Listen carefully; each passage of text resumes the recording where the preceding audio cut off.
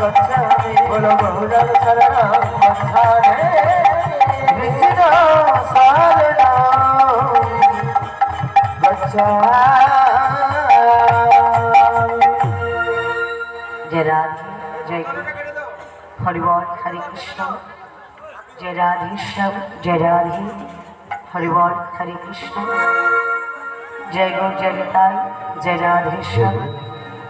समवेत सुधी गौर अनुरागे कृष्ण अनुरागे भक्त महोदय अद्य रजनीते मधुमय सुधा वृंदावन आनंदपूर्ण रजनी चलছে 21 महाप्रभु सेवा एवं সেই সঙ্গে নিশি প্রকর নামযজ্ঞাদি অনুষ্ঠান মহতি মহতি নামযজ্ঞের বাসরে আগত সকল সাধুগুরু বৈষ্ণব মণ্ডলী এবং সেই সঙ্গে শ্রীমতী রাধারানী অংশীভূতা সকল মাতৃভক্তগণ প্রেমময় বৃন্দাবন মধুরাদেবী মধুর বৃন্দাবনে আমারই মত একজনে দিনক্ষিণী কাঙালিনী ক্ষতভাগিনী সকল সাধুগুরু বৈষ্ণব চরণে জানাই আমার অন্তরের অন্তঃস্থল থেকে অনন্ত অনন্ত কোটি কোটি দণ্ডবত প্রণাম। তোমার শ্রীমান শ্রী চৈতন্য মহাপ্রভুর চরণে জানাই কোটি কোটি দণ্ডবত প্রণাম এবং সেই সঙ্গে মধুময় সুধা বৃন্দাবন মধুরাদেবী মধুর বৃন্দাবনে অদ্যগুরু পিতামাতার চরণে জানাই কোটি কোটি দণ্ডবত প্রণাম এবং আমার শিক্ষা গুরু দীক্ষা গুরু চরণে জানাই কোটি কোটি দণ্ডবত প্রণাম। নেতাই গৌর করে বল জয় রাধে।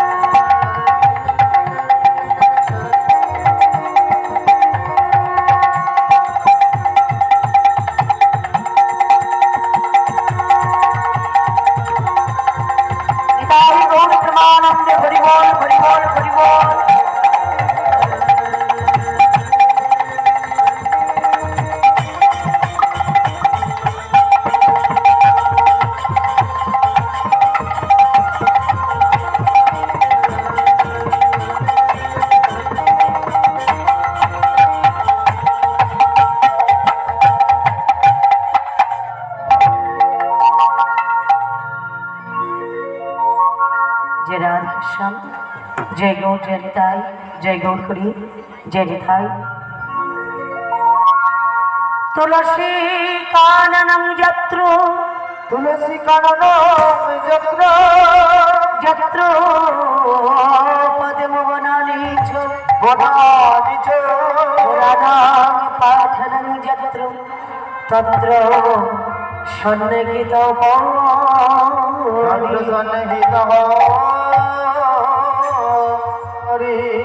मधुमय सुधा वृंदावन আজ আমরা সকলে উপস্থিত হয়েছি মধুর মধুর কৃষ্ণ নাম করি না আস্বাদন করিবার লাগি। 21 মহাপ্রভুর সেবার্চনা এবং সে সঙ্গে নিশি প্রহর নাম যজ্ঞ সকল মায়েরা মিলে করছে হরিনাম সংকীর্তন। খুবই সুন্দর, খুবই আনন্দের বিষয়। আজকের আমরা সবাই এক মনে এক চিত্তে করি কথা, কৃষ্ণ কথা সাধন করব। তবে আমার ভাষা তার সম্মান করতে গিয়ে কৃষ্ণ কথা বলার মতো শক্তি আমার নাই। গুরু কৃপাকে কেবলম, কৃষ্ণ কৃপাকে কেবলম। তো গুরুদেব যদি করুণা করে, কৃপা করে, তবে আমাদের পক্ষে সম্ভব, তা ব্যতীত আমাদের সম্ভব নয়।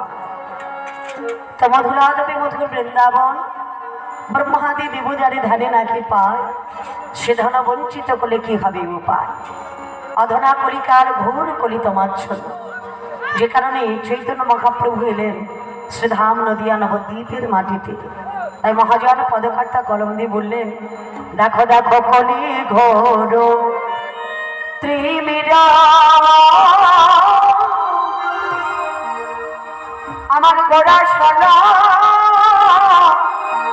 জগজন হরি কলি ঘোরা ত্রিমিরা হরি গোরা সন জগজন কিবা কলি ঘর ত্রিমিরা আমার গোড়া সলা জগজন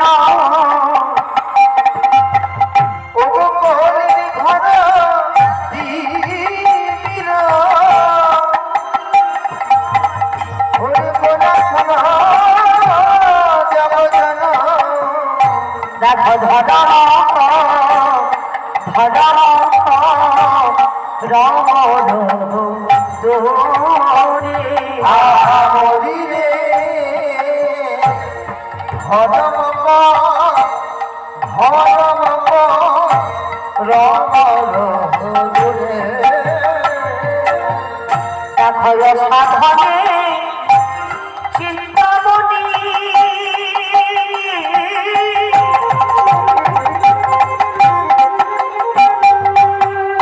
আমার বিধি লীলা অরানি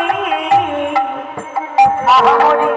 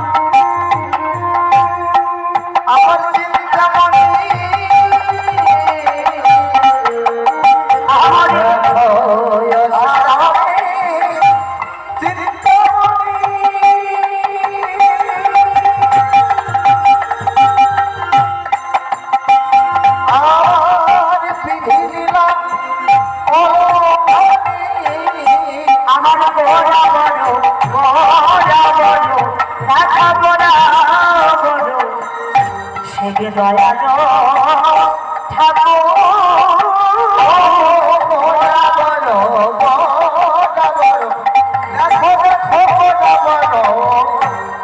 দয়ালো বলে আমার দয়া পারে কি মনা দয়া আর যে হলো দেখো দেখো আমার দয়া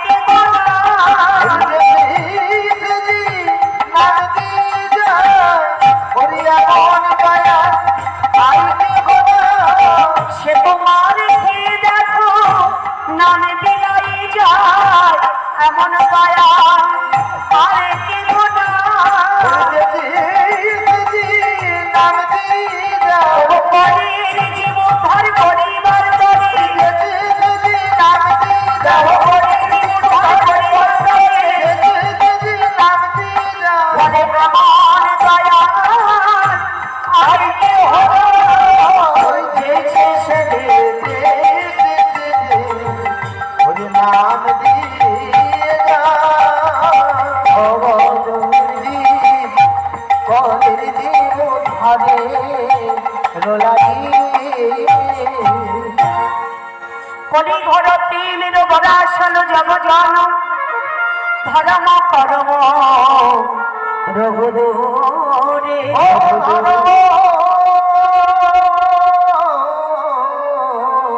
বল হরি বল। হুদুরে জয় রাধে। কলির জীব উদ্ধার করবার জন্য শ্রীমান শ্রী চৈতন্য মহাপ্রভু আমার সত্যের নারায়ণ ক্রেতা রাম দাপরের কৃষ্ণ কলিতে পেলেন চৈতন্য মহাপ্রভু।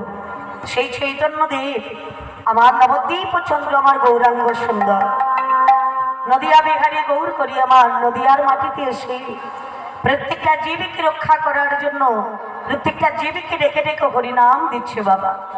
তো সেই হরিনাম আমাদের পথের সম্বল।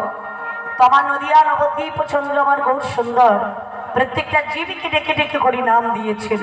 তো চলুন আজকে যখন আমরা এই বৃন্দাবনে এসেছি বাবা আমরা সবাই বদন ভরে একটু হরিনাম গাইব। তো আমার মায়েরা সবাই মিলে হরিনাম করবেন তো? সবাই হরিনাম গাইবেন? সত্যি বলছি সবাই হরিনাম করবেন তো? একা একা গাইলে তো হ্যাঁ জয় রাধে। হ্যাঁ এখানেও ব্যস্ত জয় রাধে। বন্ধ হয়নি তবুও বন্ধ হয়নি হবেও না হরিবল হরিবল ওটাই তো কাল হয়েছে আমাদের। হ্যাঁ বললে কি জয় রাধে। তো ওটা যত দেখবি বাবা ততই বাইপাসে চলে যাবে, ভালোটা বাদ দিয়ে খারাপটাই চলে যাবে। এই জয় রাধে। বাইপাস রাস্তা আছে বললে কি হবে হরিবল হরিবল। তারপরে যখন বৃন্দাবনে এসেছি একটু বদন করে হরিনাম গাইবো। সবাই গাইবেন তো আমার সঙ্গে? তো চলুন আমরা বদন করে একবার এটাই গুর হরিবল সবাই মিলে একটু হরিনাম গাইবো। হরে কৃষ্ণ হরে কৃষ্ণ কৃষ্ণ কৃষ্ণ হরে হরে হরে রাম হরে রাম রাম রাম হরে হরে। হরে কৃষ্ণ হরে কৃষ্ণ কৃষ্ণ কৃষ্ণ হরে হরে হরে রাম হরে রাম রাধে রাধে হরে হরে হরে কৃষ্ণ কৃষ্ণ কৃষ্ণ হরে হরে হরে রাম রাম রাম হরে হরে হরে কৃষ্ণ হরে কৃষ্ণ কৃষ্ণ কৃষ্ণ হরে হরে রাম। আওয়াজ শোনা যাচ্ছে না কেন? সন্ধ্যে টিফিন হয়নি তো বললে তো শুনতে পাবে হরিবল হরিবল সবাই বলছেন তো, তবে মনে মনে বলছি কি জোর করে বলছে না, তার জন্য আওয়াজ হচ্ছে না। একটু জোর করে করো কেমন? আমি যেভাবে গাইছি আপনারাও সেইভাবে গাইবেন। চলুন সবাই মিলে দুটো হাত তুলুন দেখি সবাই মিলে। বাহ খুব সুন্দর। দেখুন এবারে কত সুন্দর লাগছে। হ্যাঁ হরে কৃষ্ণ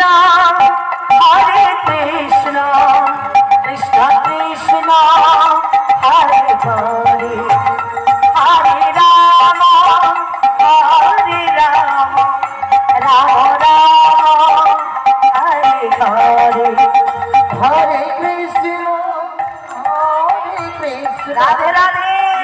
কৃষ্ণ বাহ, খুব সুন্দর। হরে রাম হরে রাম রাম রাম হরে হরে বাহ হরে কৃষ্ণ কৃষ্ণ কৃষ্ণ হরে হরে হরে রাম রাম রাম হরে হরে হরে হরি বল। কৃষ্ণ কৃষ্ণ কৃষ্ণ হরে হরে হরে রাম হরে রাম রাম রাম হরে হরে কৃষ্ণ হরে কৃষ্ণ কৃষ্ণ কৃষ্ণ হরে হরে হরে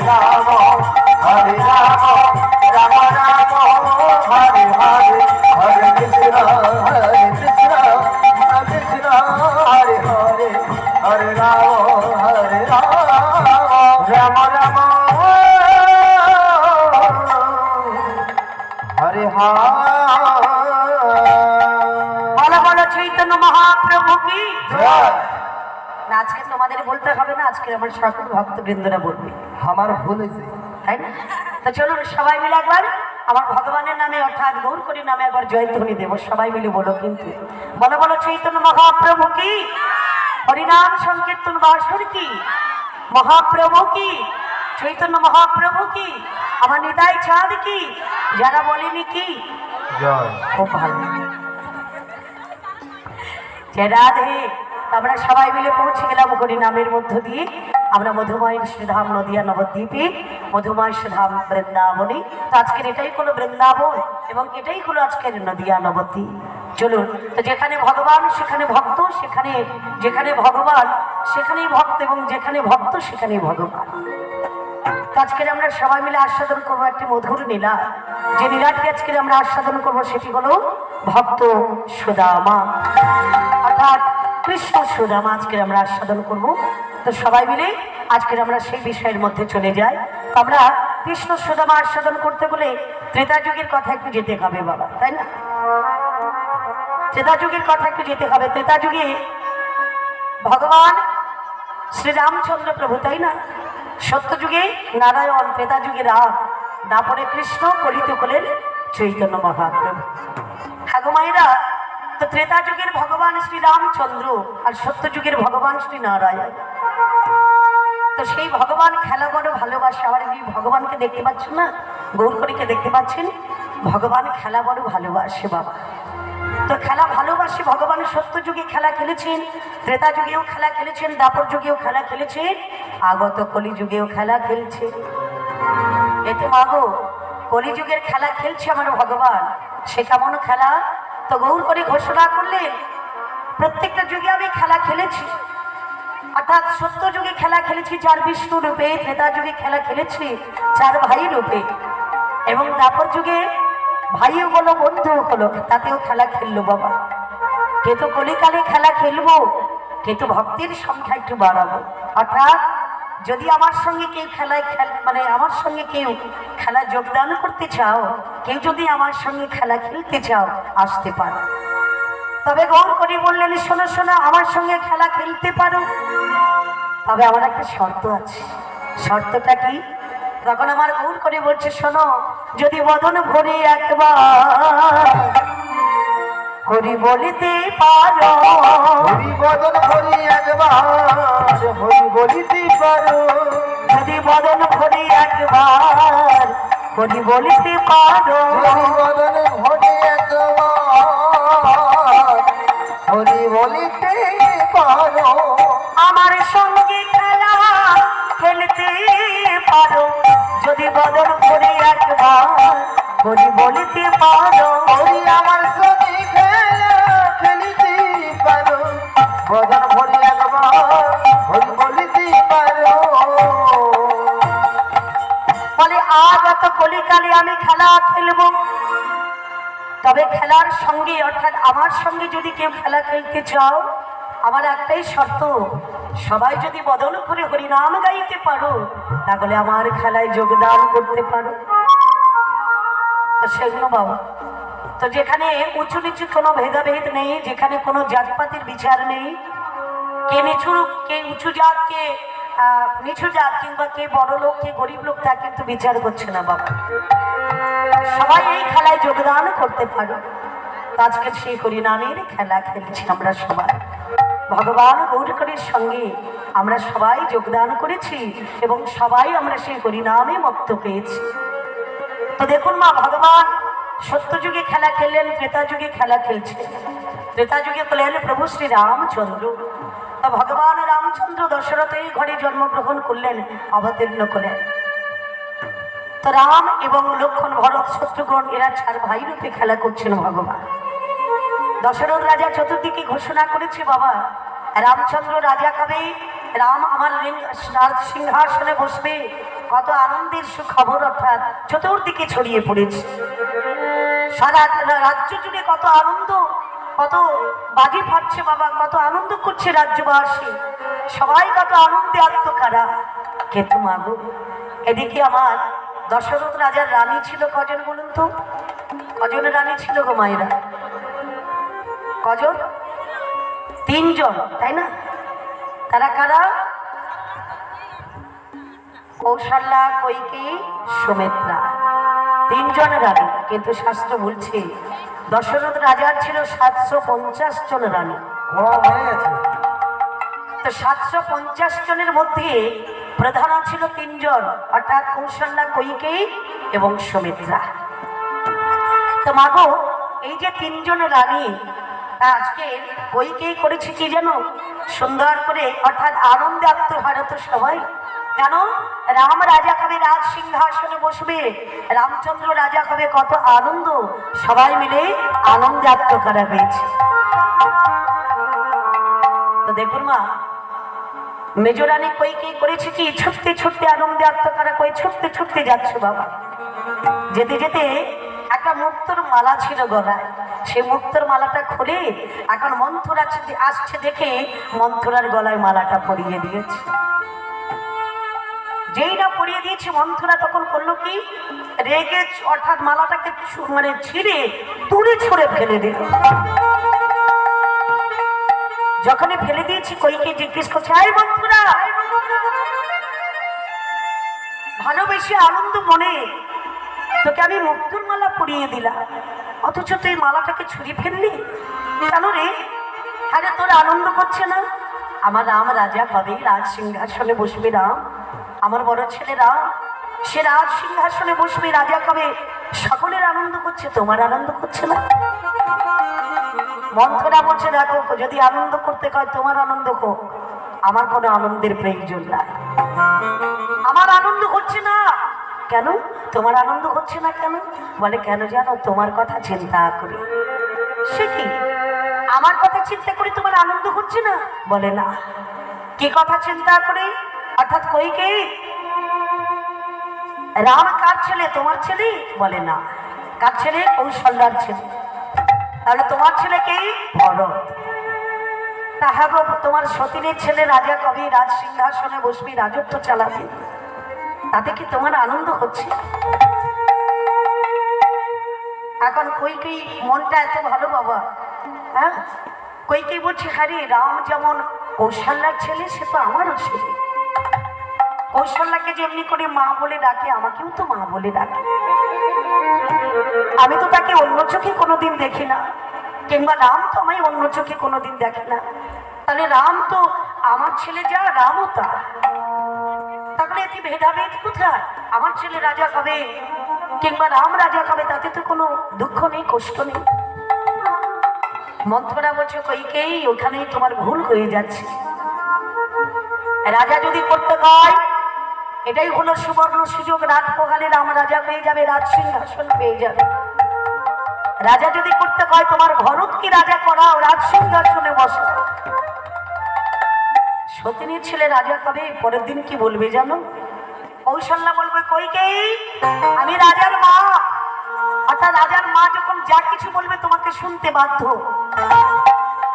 তো রাজার যখন মা হবে, তখন বলবে, আয় বাবা, অর্থাৎ কইকেয়ী, আমার পায়ে একটু তেল দিয়ে যেত, আমার পাটা একটু টিপে দিয়ে যেত। তা কইকেয়ী, তোমার ভালো লাগবে? হ্যাঁ গো, যখন বলবে আমার পায়ে একটু তেল দিয়ে যা, রাজার মা সেটা আদেশ করবে, তা সেটা কি তুমি করতে পারবে? তোমার বাধা করবে না? তোমার মানে লাগবে না? এমতো সময় কইকেয়ী বলছে, সেটাও ঠিক, তাহলে আমি এখন কি করব? বলে, একটাই, অর্থাৎ পরামর্শ আমি তোমায় দিচ্ছি। একটা কাজ করো, এখনো সুবর্ণ সুযোগ আছে তোমার কাছে। রামচন্দ্র, অর্থাৎ দশরথ রাজা তোমাকে বর দেবে বলেছিল না, দুটো বর তোমার পাওনা আছে। বলে, হ্যাঁ, দুটো বর তোমার পাওনা আছে। মনে করে দেখো সেদিনের কথা, দুটো বর কিন্তু তোমাকে দশরথ রাজা দেবে বলেছে, আর সেটা কি তোমাকে দিয়েছে? বলে, না। বাহ, যদি না দিয়ে থাকে, এটাই হলো সুবর্ণ সুযোগ, এই সুযোগে তুমি বরটা চেয়ে নাও। বলে, হ্যাঁ গো, কি বর চাইবো আমি? প্রথম বর চাইবে, রাম রাজা হবে না, রাম যাবে 14 বছর বনবাস, এবং তোমার দ্বিতীয় বর হবে, তোমার ভরত হবে রাজা, ভরত বসবে রাজ সিংহাসনে। বাহ, এ কথা শোনা মাত্র কৈকের মনটা কিন্তু অন্যরকম হয়ে গেল, পাল্টে গেল বাবা। হ্যাঁ, একজন নারী হতে সৃষ্টি হয়, আবার একজন নারী হতে সংসার ভেঙে ছিন্ন ভিন্ন হয়ে যায়। এমতো সময় কৈকেয়ী কত ভালো মেয়ে ছিল গো মা। দশরথ রাজার একবার সমর সেনের সঙ্গে যুদ্ধ করতে গিয়ে সারা দেহে এত বাণ লেগেছিল যে বাণের আঘাতে সারা দেহটা, অর্থাৎ প্রচন্ড বাণ লেগেছিল সারা অঙ্গে। তোমার দশরথ রাজা মরেই যাবে, বাঁচবে না। কত ডাক্তার কত বৈদ্য দেখানো হলো বাবা। একজন বৈদ্য এসে বলে গেল রাজাকে বাঁচানো যেতে পারে একটা পদ্ধতিতে। সেটা হলো কি না, যদি কোনো স্ত্রী সেবা করতে পারে, যদি কেউ সেবা করতে পারে, 5 মিনিট অন্তর অন্তর ঔষধ খাওয়াতে পারে, লাগাতে পারে, তাহলে রাজা বাঁচতে পারে, তা না হলে বাঁচবে না। বৈদ্য বলে তো চলে গেল বাবা। কিন্তু দশরথ রাজা যন্ত্রণা ছটফট করছে। এমতো সময় আমার বড় রানী কৌশল্যাকে বলছি, কৌশল্যা তুমি কি পারবে আমাকে 5 মিনিট অন্তর অন্তর ঔষধ দিয়ে বাঁচাতে? কৌশল্যা বলে, স্বামী অন্য কিছু বলো, তোমার জন্য করতে পারবো, কিন্তু 5 মিনিট অন্তর অন্তর ঔষধ, অর্থাৎ না খাওয়া দাওয়া করে, না ঘুমিয়ে তোমার কাছে বসে থেকে তোমাকে ঔষধ খাওয়াবো, এটা আমার দ্বারা সম্ভব না। বাহ, হায় রে সংসার, দারুণ সংসারের চরিত্র দেখিয়া পরনে লাগিছে ভয়। কাল সাপের মুখে সতিয়া রয়েছি, কখন কি জানি কি হয়, আমাদের কখন কি জানি আমার কৌশল্যা বলে দিল আমি পারবো না। সুমিত্রাকে জিজ্ঞেস করছে, সুমিত্রা তুমি কি পারবে আমার সেবা করতে? সুমিত্রা বলছে, স্বামী তোমার জন্য সব কিছু করতে পারি, দেহ মন প্রাণ তোমার চরণে সঁপে দিয়েছি।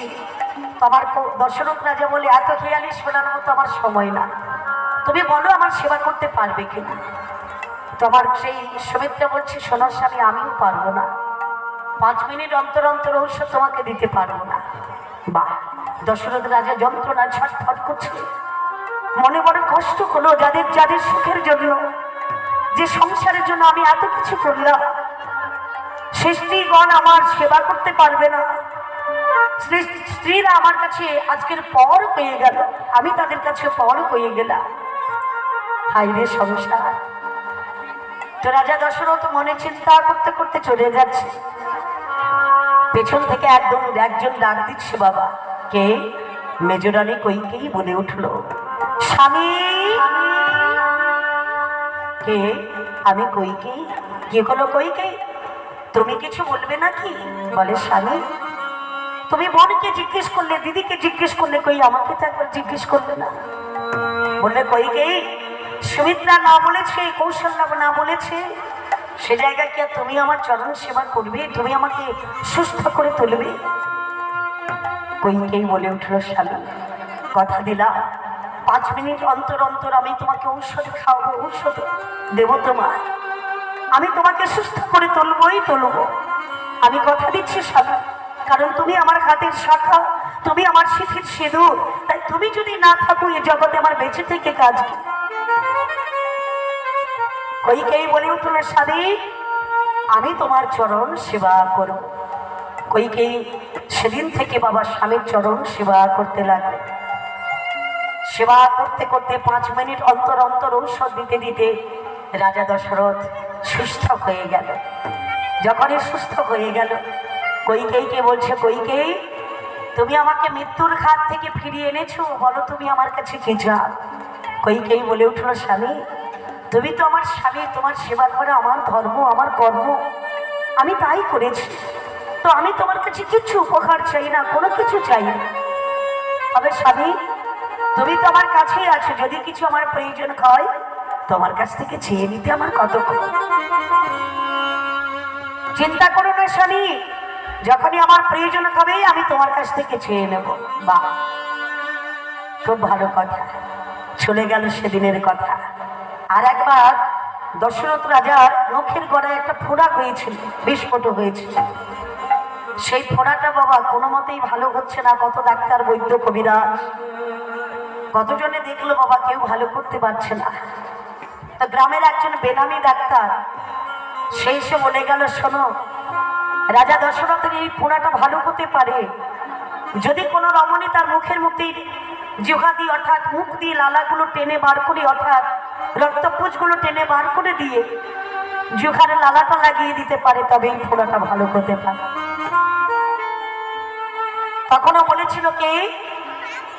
বড় রানী বলছে না পারবো না, ছোট রানী বলছে পারবো না। মেজ রানী কইকেই বলেছিল, স্বামী আমি তোমায় সুস্থ করে তুলব। তখন আমার কইকেই ওই মুখ দিয়ে অর্থাৎ রক্তপুঞ্জগুলো টেনে বার করে দিয়ে জিহ্বার লালাটা লাগিয়ে দিত। একটু একটু করে রাজা দশরথ সুস্থ হলো। সেদিনও আমার দশরথ রাজা বলেছিল, কইকেই বলো তুমি আমার কাছে কি বর চাও? তুমি আমাকে দুবার মৃত্যুর হাত থেকে ফিরিয়ে এনেছো, বলো তুমি আমার কাছে কি চাও? সেদিনও কইকেই বলেছিল, এত মনটা ভালো ছিল, যার কোনো প্ল্যান ছিল না, কোনো যুক্তি ছিল না। হ্যাঁ গো মা, সেদিনও আমার কইকেই বলেছিল, স্বামী তোমার সেবা করা আমার ধর্ম, আমার কর্ম, তোমার সেবা করেছি, তুমি সুস্থ হয়েছো, আর কিছু চাই না। যদি কোনোদিন প্রয়োজন হয় তোমার কাছ থেকে চেয়ে নিতে কত। দুটো বর পাওনা করলো বাবা। সেদিনের কথাটা মনে করিয়ে দিল কে? মন্থরা। মন্থরা বলে দিচ্ছে, শোনো কইকেই, সেই দুটো বর তোমার পাওনা আছে, এটাই কোনো সুবর্ণ সুযোগ। যাও ঘরের মধ্যে গিয়ে অভিনয় করো, নাটক করো। সংসার হলো অভিনয়ের মঞ্চ, নাট্য মঞ্চ। সেখানে কখনো কেউ বা স্বামী, কখনো কেউ বা বাবা, কখনো কেউ বা মা, কখনো কেউ বা দিদি, কেউ বা মাসি পিসি, সবই হলো আমাদের অভিনয়। তো দেখুন মা, আজকের এখানে দশরথ রাজা দেখলো কি, মন্ত্ররা যখন শিখিয়ে দিল বাবা, অভিনয় শুরু হয়ে গেল আমার কইকেই। দশরথ রাজা দেখলো চতুর্দিকে আলো জ্বলছে, কিন্তু কইকেইর ঘরটা অন্ধকার। দশরথ রাজা এসে বলছে, কইকেই সবার ঘরে আলো জ্বলছে, তোমার ঘরটা অন্ধকার কেন? কইকেই কি হয়েছে তোমার? কোথায় গেলে তুমি? ঘরের মধ্যে গিয়ে দেখতে পেল বিছানায় বসে বসে কইকেই ঢুকরে ঢুকরে কাঁদছে। কইকেইকে জিজ্ঞেস করছে, কইকেই কি হয়েছে তোমার? তুমি এমন করে বিছানায় বসে বসে কাঁদছো কেন গো? তোমায় কে কিছু বলেছে? বলে, না স্বামী, আমায় কে কিছু বলেনি, তবে তুমি তো আমায় বলেছিলে স্বামী, তুমি আমাকে দুটো বর দেবে বলেছিলে। তা বলো স্বামী, সেই দুটো বর আজকের আমার চাই। বাহ, এ তো খুব ভালো কথা। তো বলো কইকেই, আজকে কত আনন্দের দিন। রাম অর্থাৎ রাম রাজা কবে রাজ সিংহাসনে বসবে, রাজ্য পরিচালনা করবে। আজ আমাদের কত আনন্দের দিন। বলো কইকেই, তুমি আমার কাছে কি চাও? কইকেই তখন বলে উঠলো, স্বামী কথা দিচ্ছ তুমি আমার কাজ, হঠাৎ তোমার কাছে আমি যা চাইবো তুমি তাই দেবে? নিশ্চয়ই দেব। তুমি আমাকে দুবার মৃত্যুর হাত থেকে ফিরিয়ে এনেছো, তা তুমি আমার কাছে যা চাইবে আমি নিশ্চয়ই তোমাকে তাই দেব। বলো তুমি আমার কাছে কি চাও? বেশ, তাহলে তুমি আমার কাছে সত্য করো স্বামী, আমি যা চাইবো তুমি তাই দেবে। এই দেখো, সত্য করতে কবে? বলে, হ্যাঁ গো, বেশ আমি সত্য করছি। সত্য সত্য সত্য, ত্রিবাচক সত্য করে কথা দিলাম, তুমি আমার কাছে যা চাইবে আমি তোমাকে দেব দেব দেব। দশরথ রাজা সত্যবদ্ধ করলেন, সত্য করলেন দশরথ রাজা। যখন সত্য করেছে, সত্য ভঙ্গ করা অপরাধ। এমতো সময় কইকেই বলে উঠল, স্বামী আমাকে দুটো বর দাও। প্রথম বর চাই, রাম রাজা হবে না, রাম যাবে 14 বছর বনবাস। দ্বিতীয় বর, আমার ভরত হবে রাজা, ভরত বসবে রাজ সিংহাসন। তুমি কি বলছো কইকে? রাম রাজা হবে না, ভরত হবে রাজা? কে তুমি কি বলছো কইকে? না না না, এমন কথা বলো না কইকে। চতুর্দিকে ঘোষণা হয়ে গেছে, আমার বড় ছেলে রাম রাজা হবে, রাজ সিংহাসনে বসবে। আজ তুমি কি বলছো কইকে? ওগো কইকে, রাম যেমন অর্থাৎ তোমার ভরত যেমন তোমার সন্তান, রামও তো তোমার সন্তান। তাহলে তোমার মুখে আজকে এমন কথা শুনছি কেন গো স্বামী? অর্থাৎ রাম হলো আমার কৌশল্যার ছেলে, আমার সতীনের ছেলে। ভরত হলো আমার নিজের সন্তান। আমি চাই আমার নিজের সন্তান রাজ সিংহাসনে বসুক। সে রাজাকে রামচন্দ্র যাবে 14 বছর বনবাস। দশরথ রাজার মস্তকে যেন বাজ পড়েছে, বজ্রাঘাত হয়েছে। কাঁদতে কাঁদতে বলছে, কইকে এ তুমি আমার কাছে কি চাইলে? কইকে তুমি আমাকে মৃত্যুর ঘাট থেকে ফিরিয়ে এনেছ, তবে কি এই কথা শোনার জন্য? হে ঠাকুর, এর থেকে যে আমার মৃত্যু অনেক ভালো ছিল গো। এ কথা শোনার আগে হে প্রভু দয়াময়, তুমি কেন আমায় তোমার চরণে নিলে না? কইকে এ তুমি আমায় কি সত্য করলে? তুমি আমার কাছে কি কথা বললে? কইকে বেশ, তবে শোনো কইকে, আমি রামকে রাজা করব না, তোমার সন্তান ভরত হবে রাজা। সে বসবে রাজ সিংহাসনে, কিন্তু একটা বার তুমি ফিরিয়ে না। রামকে 14 বছর তুমি বনবাসে দিও না। রামকে 14 বছর তুমি বনবাসে দিও না কইকে। কিন্তু কইকেই বলে উঠল, স্বামী তুমি না ক্ষত্রিয়, তুমি না ধার্মিক রাজা, তুমি না সত্য পালন করেছো? তুমি সত্য করেছো, সত্য পালন করা তোমার কর্তব্য, তোমার কর্ম। তা যদি না কয় সত্য ভঙ্গ করা অপরাধ। তুমি সত্য করেছো রাম যাবে 14 বছর বনবাস, সেটা তোমাকে করতেই হবে। বেশ, তবে শোনো ওগো কইকেই, ছেলে যখন ছোট থাকে তাকে যেমন ভাবে চালাবে বলাবে সে তেমনি ভাবে চলে। কিন্তু ছেলে যখন বড় হয়ে যায়, কিছু করতে হলে, কিছু করাতে হলে তার সঙ্গে আলোচনা না করে তাকে তো আমি পাঠাতে পারি না। বেশ, তুমি যখন যখন বলছো আমি আমার রামকে একবার জিজ্ঞেস করে দেখি। আইরা রাম রে। রামচন্দ্র এসে বলছে, বাবা তুমি আমায় ডেকেছো? বাবা বলে, হ্যাঁ রে বেটা, আমি তোকে ডেকেছি। কেন বাবা তুমি আমায় ডেকেছো কেন? বলে, শোনো শোনো ওগো রাম, আমি তোমার মায়ের কাছে সত্য করেছি। তোমার মা আমার কাছে চেয়েছে রাম যাবে 14 বছর বনবাস, রাম রাজ সিংহাসনে বসবে না, আমার ভরত হবে রাজা। ওরে রাম, আমি যে সত্য করেছি, আমি যে তোমার কইকেই মায়ের কাছে কথা দিয়েছি, তবে বলো না কি করবো আমি? কি উপায় আছে আমার? তুমি আমায় বলতে পারো না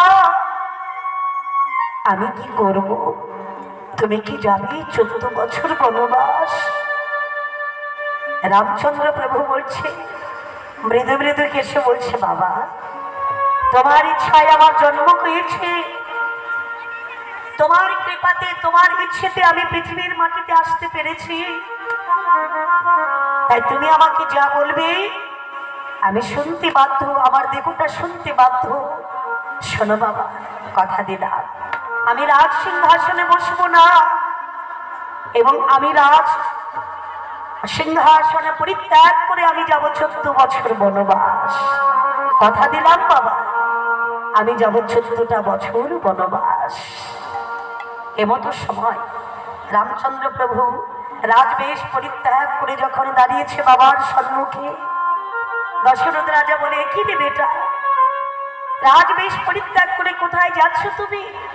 বাবা আমাকে যে 14 বছর বনবাস যেতে হবে বাবা, তোমার কথার মান রক্ষা করতে, মায়ের কথার মান রক্ষা করতে আমায় যেতে হবে 14 বছর বনবাস। সীতামা বেরিয়ে এসে বলে উঠল, স্বামী তুমি যদি 14 বছর বনবাসে যাও, আমিও তোমার সঙ্গে যাব বনবাস। এ তুমি কি বলছো সীতা? তুমি রাজ অলঙ্কার ছেড়ে তুমি আমার সঙ্গে যাবে 14টা বছর বনবাস? হ্যাঁ গো স্বামী, কারণ স্বামী থাকবে গভীর জঙ্গলে, বনবাসে থাকবে স্বামী, আর আমি থাকবো সোনার পালঙ্কে শুয়ে। আমার শিক্ষা তো আমার বাবা মা আমায় দেয়নি স্বামী, তাই আমিও তোমার সঙ্গে 14টা বছর বনবাসে যাব। বাহ! লক্ষণ বেরিয়ে এসে বলছে, দাদা যে রাজবাড়িতে রামচন্দ্র প্রভু থাকবে না, সেই রাজবাড়িতে আমিও থাকবো না। তুমি কোথায় যাবে ভাই? লক্ষণ বলে, ভাই দাদা আমিও তোমার সঙ্গে 14 বছর বনবাসে যাব। তিনজনে বেরিয়েছে বনবাসে যাওয়ার জন্য। দশরথ রাজা বল কাঁদতে কাঁদতে বলে উঠল, ওরে রাম, তুমি চলে যাওয়ার পরে হয়তো আমি বেশি দিনে বাঁচবো না রাম, তবে একটা কথা বলে দি রাম, যেদিন তুমি আমার মৃত্যু সংবাদটা পাবে, বনে থাকো রণে থাকো জঙ্গলে থাকো যেখানে থাকো না কেন, সেই বনের মধ্যে একটা পিণ্ড আমার নামে দিয়ে দিও রাম, আমার নামে একটা পিণ্ড দান করে দিও রাম। তোমার কাছে আমার এই বাসনা, আমার নামে তুমি একটা পিণ্ড দিয়ে দিও রাম। আজ আমার দশরথ রাজা হাহাকার করে কাঁদছে। রামচন্দ্র প্রভু, লক্ষণ, সীতামা তিনজনে বেরিয়েছে বনবাসে যাওয়ার জন্য। আজ আমার রামচন্দ্র প্রভু চলে গেলেন বনবাস। রামচন্দ্র প্রভু চলে যাওয়ার পরে দশরথ রাজা পরলোকে গমন করলেন। সেই সময়টা কোনো সন্তান বাড়িতে ছিল না। এমতো সময় ভরত ছিল কেকেই রাজার কাছে, অর্থাৎ সে ছিল তার মামার বাড়িতে। খবর যখন পৌঁছে গেল, বাবা ভরত এলো কোথায়? অযোধ্যায় ফিরে অযোধ্যাবাসী সবাই বলতে লাগলো, ভরত দশরথ রাজা পরলোকে গমন করেছে, রামচন্দ্র প্রভু চলে গেছে বনবাস। এর জন্য কে দায়ী জানো? কেবলমাত্র তোমার মা, তোমার মা, তোমার মা। সবাই বলে উঠলো, সবাই আঙুল দেখিয়ে বলতে লাগলো, ভরত তোমার মায়ের জন্য এতগুলো ঘটনা ঘটে গেছে। ভরত এসে মায়ের কাছে বলে উঠল,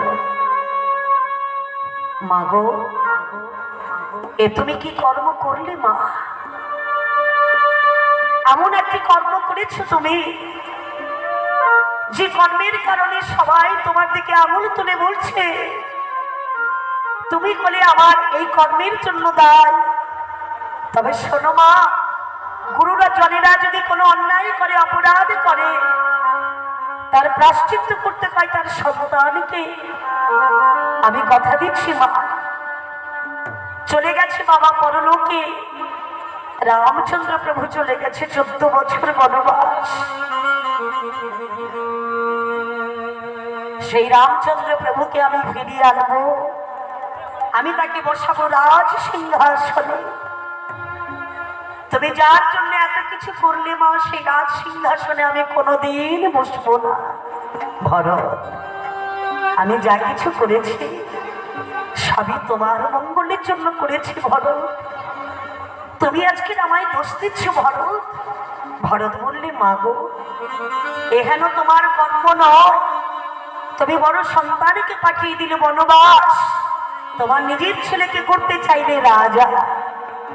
যে পরের সন্তানকে আপন করতে জানে না, সে কেমন মা হয় মা? আমি বসবো না রাজ সিংহাসনে, আমি যাই আমার দাদা রামচন্দ্র প্রভুকে ফিরিয়ে আনি, আমি তাকে বসাবো রাজ সিংহাসনে। ভরত চলেছে কোথায়? সেই না সেই গভীর বনে চলেছে দাদা রামচন্দ্রের কাছে। যেতে যেতে বদনে বলতে বলতে চলেছে, রাম নাম ভজরে মনুয়া, সীতারাম ভজরে ও রাম নাম ভজরে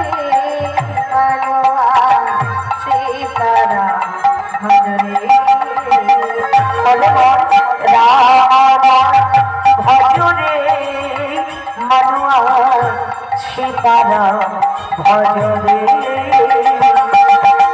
রাম রাম ভজরে ভগবান সীতারাম ভজরে ও রাম নামের গুণে জলে ভাসে শিলা আষাঢ় মানবী বনরে রাম নামের গুণে জলে ভাসে শিলা আষাঢ় মানবী বনরে রাম রাম ভজরে মনুয়া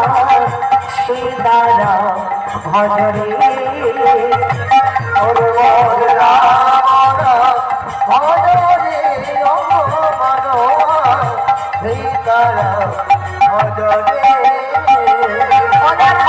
জটায়ু পাখি গরুর সন্তান পক্ষী কোলে তার জন্মে জটায়ু পাখি গরুর সন্তান পক্ষী কোলে তার জন্মে কাটা পাথর দিয়ে রাম নাম ভজিয়ে ওই কাটা মাথা ভজিলে রাম রাম ভজিলে সে তো বলি করছে গেল রে ওরে রাম রাম ভজরে ভগবান তাই হরি বল হরি বল হরি বল রাম রাম ভজো ও ভজো সীতারাম ভজরে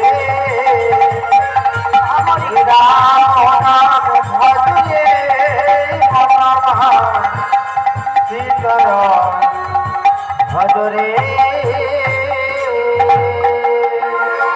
দাদা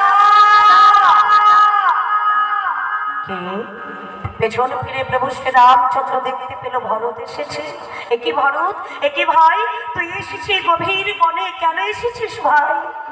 এবার তো সময় ভরত বলছে, দাদা আমি যে তোমাকে ফিরিয়ে নিতে এসেছি, তুমি ফিরে চলো দাদা, অযোধ্যায় তুমি ফিরে চলো।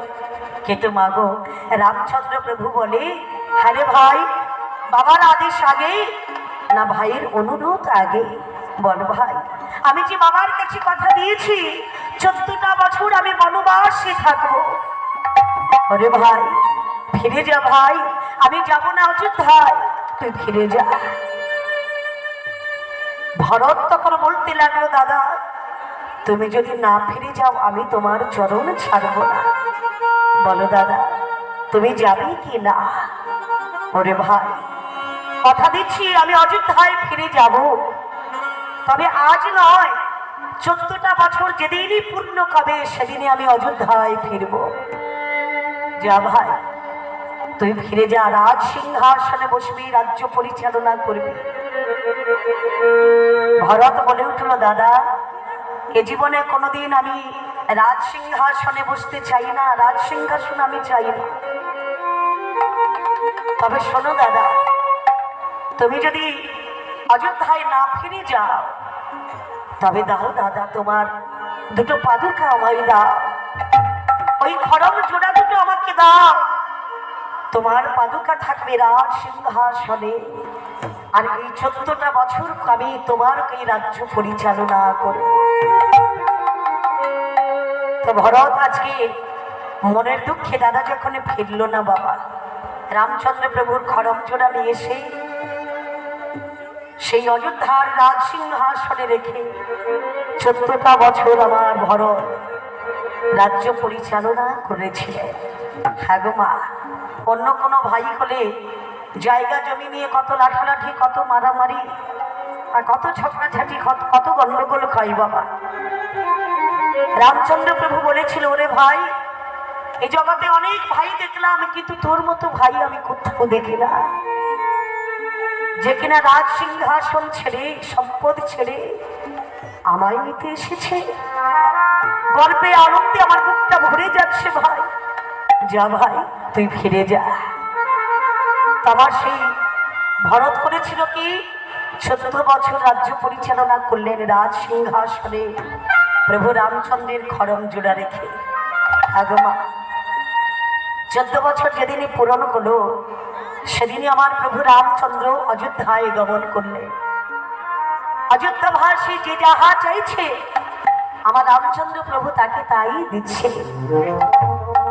তেমতো সময় ভরতকে জিজ্ঞাসা করছে, ভাই সবাই কত কিছু নিচ্ছে, তুই কিছু নিবি না ভাই? বল তুই আমার কাছে কি চাস? তো ভরত বলেছিল, দাদা যদি সত্যি কিছু আমায় দিতে চাও তবে তোমার কাছে অন্য কিছু চাই না দাদা। চাই না স্বর্ণ অলংকার, চাই না আমি রাজত্ব, চাই না রাজ সিংহাসন, চাই না সুন্দরী নারী। তবে কি চাও ভরত? বলে, শোনো দাদা, যদি তুমি আমার কাছে কিছু দিতে চাও তাহলে আমি একটা বরই দাও। যদি তুমি আমাকে বর দিতে চাও তবে আমাকে একটা বর দাও। এ জন্মে আমি তোমার ভাই পেয়েছি, তাই তুমি আমাকে গভীর মন থেকে ফিরিয়ে দিলে।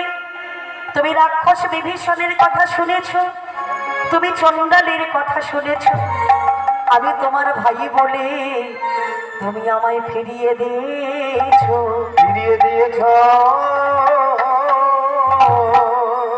তাহলে ভাই বলে ফিরিয়ে দিয়েছ, অন্য যদি কেউ হতাম তাহলে তুমি আমাকে ফেরাতে পারতে না দাদা।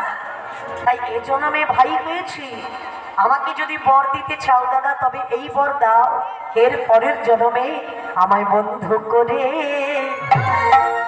জনমে দিও।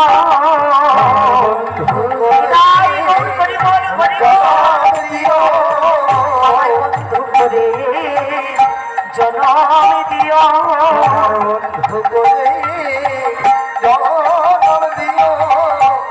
এই আশীর্বাদ করো দাদা, বন্ধু করে জনম দিও। এই আশীর্বাদ করো দাদা, করো দাদা, আমার বন্ধু করে জনম দিও। তোমার মনের মতো করে সেবা করব, বন্ধু করে জনম দিও। মনের মতো করে সেবা করব, বন্ধু করে জনম দিও। বলে, দাদা গো, এ জন্মে তোমার ভাই হলাম, তাই তুমি আমার কথা রাখলে না। এর পরের জন্মে যদি আমার জন্মে থাকে তবে আমাকে তোমার বন্ধু করে জন্ম দিও।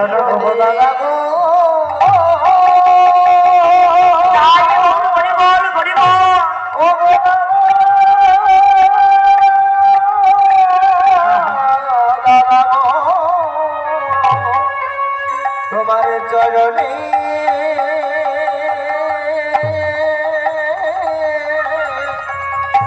আমার এই মিনতি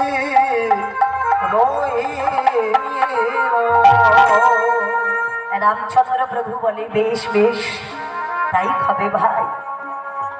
তোর বন্ধু করে আমার বন্ধু কই জন্ম নিলে যদি তোর বাসনা পূর্ণ হয় আমি তাই করবো ভাই। এর পরের জন্মে আসবে দাপর যুগ, সেই দাপর যুগে আমি হব ভগবান কৃষ্ণচন্দ্র, আর তুমি হবে আমার পরম সখা, তুমি হবে আমার বন্ধু, যার নাম হবে সুদামা। কৃষ্ণ সুদামা রূপে এমন লীলা করব যা ইতিহাসের পাতায় প্রমাণ হয়ে থাকবে। তো সেই রামচন্দ্র প্রভু করেন আমার কৃষ্ণচন্দ্র, আর আমার ভরত হয়েছে সুদামা। দাপর যুগে ভগবান কৃষ্ণচন্দ্র তার 24 জন সখাকে নিয়ে বনমাঝে খেলা খেলে বাবা। তো চলো আমরা অযোধ্যা থেকে চলে যাব মধুময় বৃন্দাবনে। তো বৃন্দাবনে যেতে বলে কার জয় দিতে হয় গো মায়েরা?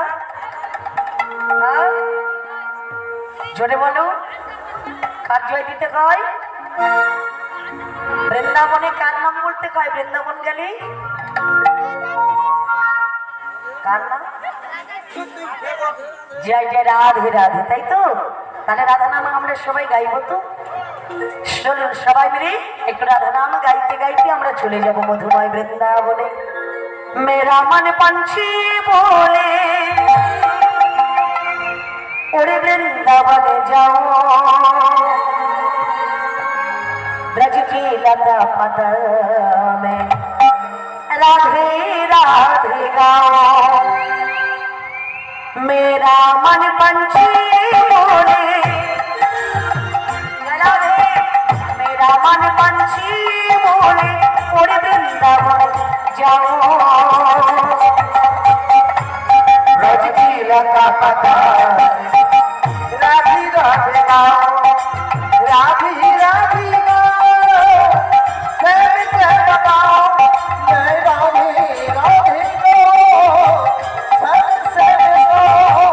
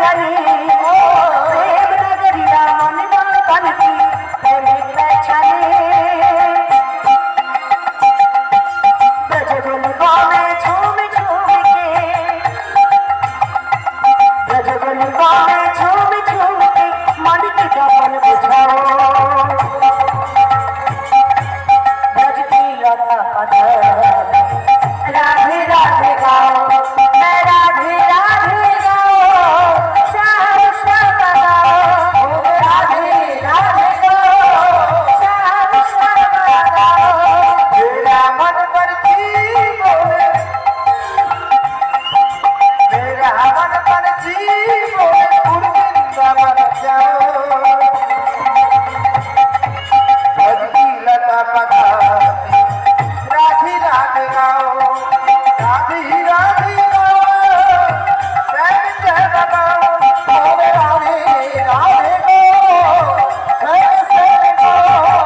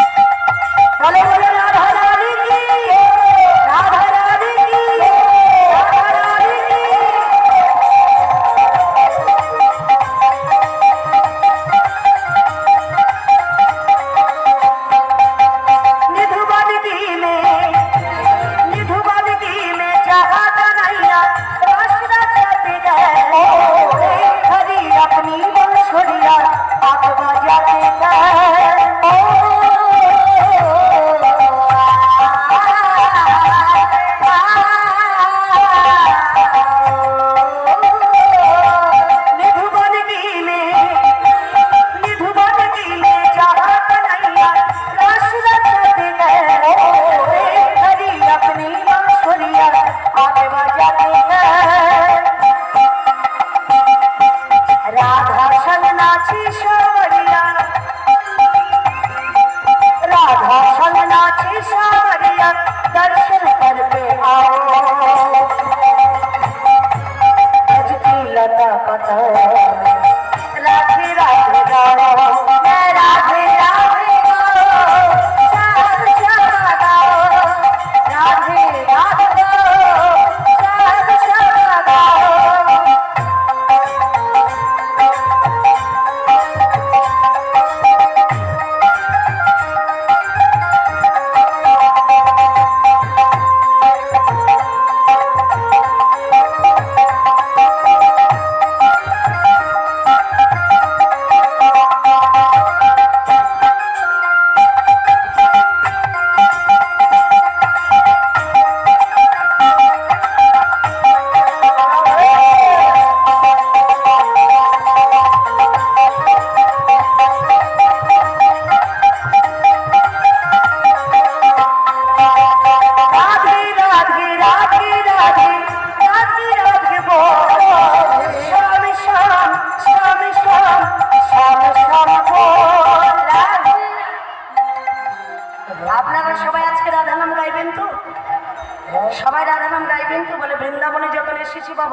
সবাইকে রাধা নাম গাইতে দেন। তা চলুন সবাই মিলে, আমি গাইছি, আমার যে না শেষ হবে আপনারা গাইবেন, কি তাই তো? সবাই গাইবেন তো? বাহ, চলো সবাই মিলে বলো রাধে রাধে রাধে রাধে রাধে রাধে বলো, শ্যাম শ্যাম শ্যাম শ্যাম শ্যাম শ্যাম বল।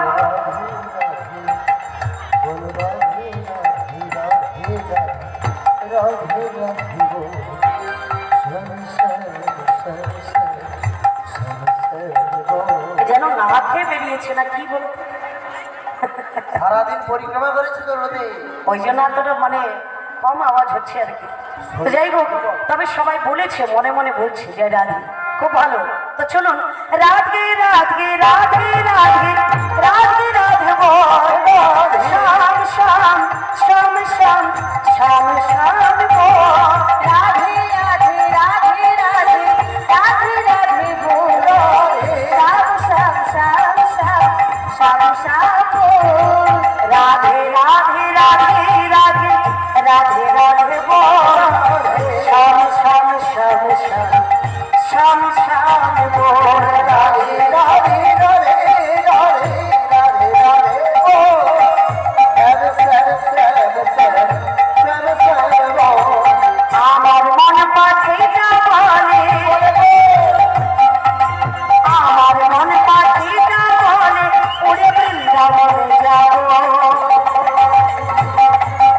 বৃন্দাবনে গিয়ে রাধে রাধে বলবো, রাধে রাধে বলবো, সব সব বলবো, রাধে রাধে বলবো, সব সব বলবো,